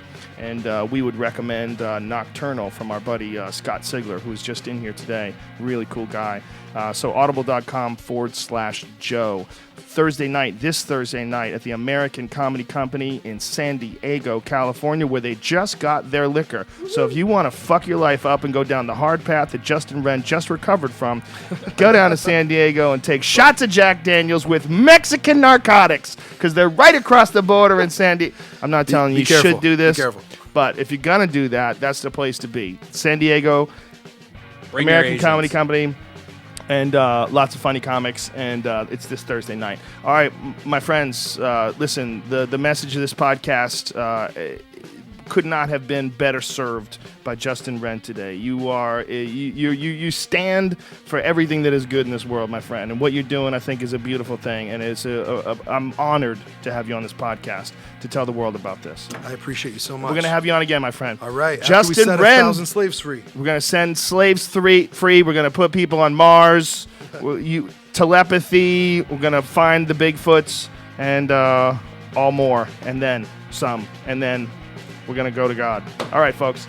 We love the shit out of you, and we'll see you tomorrow. Thanks. Bye. Appreciate it.